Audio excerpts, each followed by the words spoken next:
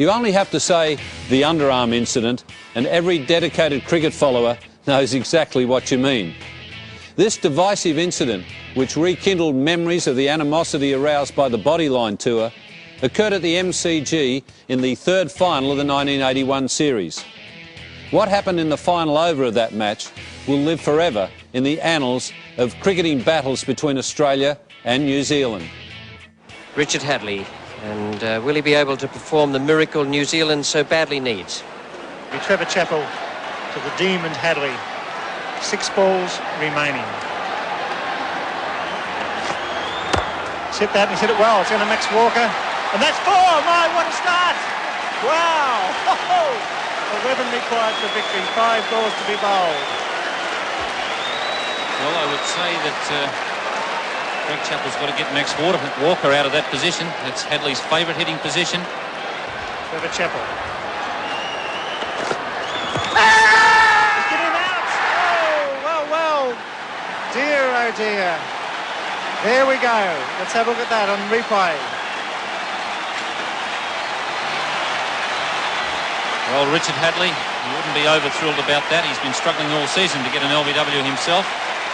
On this occasion, well, I would say that might have just pitched outside leg stump. Certainly it would have hit the stumps.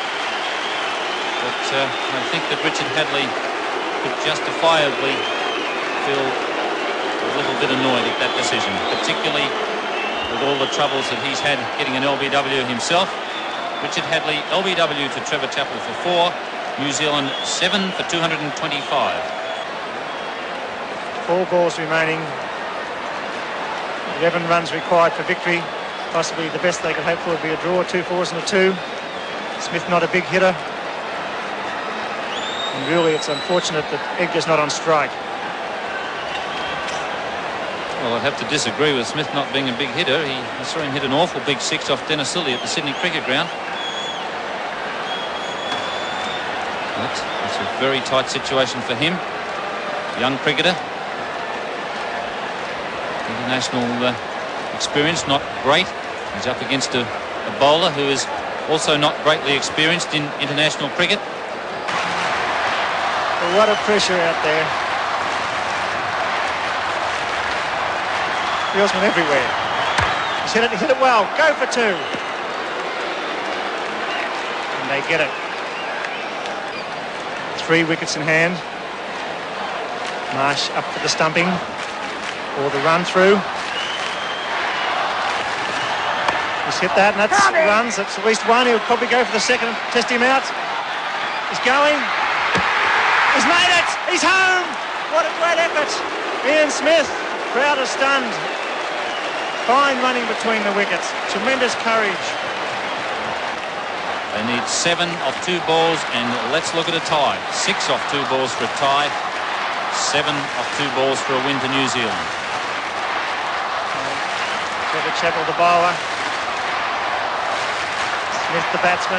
52,000 people in front of their seats. Bowler!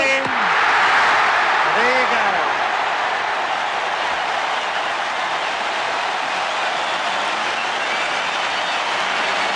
Trevor Chappell, short of the length.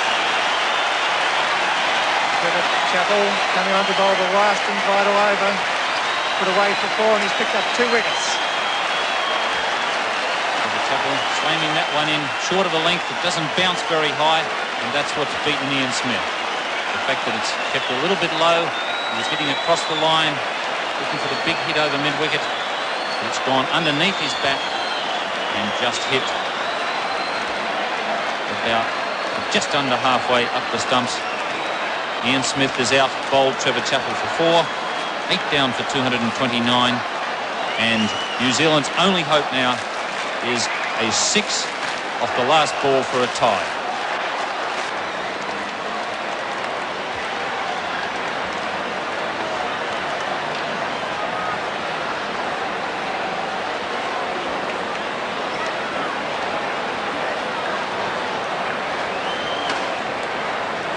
Long discussion. Well, it looks to me as if they're going to bowl underarm off the last ball.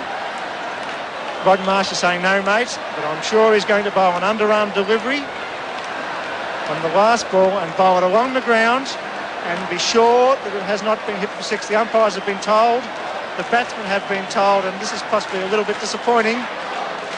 Let's make sure it is an underarm, but I've got the feeling as an ex-Victorian skipper, we're going to bowl an underarm. We haven't believed it. And that's a disappointing finish. Disappointed Brian McKechnie, the crowd boo. And it's all over. After 50 overs, New Zealand 8 for 229. Well, that's disappointing. Bruce Edgar saying, what's going on?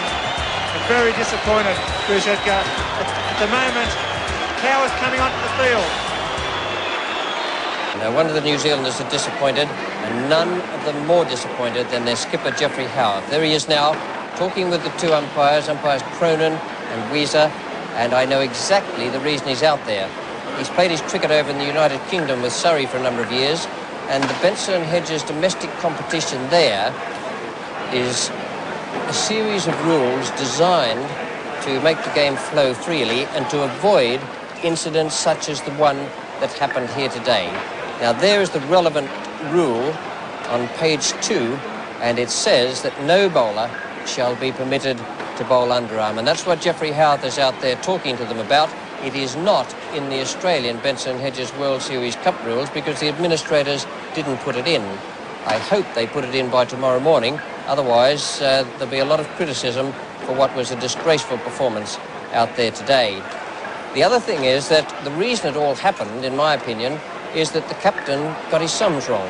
Now, from over number 42, we were saying in the commentary box that he'd made a nonsense of it and that he was going to be in trouble having Lilly bowl the 50th over, which was the ideal thing to do. You must have your best bowler bowl the 50th over. And Lilly, Marsh and Greg Chappell and Hughes were there counting on their fingers trying to work out who should bowl 46, 7, 8, 9 and 50. As it turned out, the sums were done so badly that Trevor Chappell was left to bowl the 50th over, and that's how it all happened. It was panic stations, and then when McKechnie had to hit a 6 off the last ball, just to tie, mind you, not to win, just to tie, then the panic became real, and they made certain that New Zealand couldn't tie the match. Now, everyone around Australia will have their own ideas on that, and we always get letters and phone calls about different things that happen, so I don't expect anyone to agree with me. I don't expect that you'll get more than 50% agreement on anything. Let me just tell you what I think about it. I think it was a disgraceful performance from a captain who got his sums wrong today, and I think it should never be permitted to happen again. We keep reading and hearing that the players are under a lot of pressure and that they're tired and jaded and perhaps their judgment and their skill is blunted. Well, perhaps they might advance that as an excuse for what happened out there today. Not with me, they don't. I think it was a very poor performance, one of the worst things I have ever seen done on a cricket field. Good night.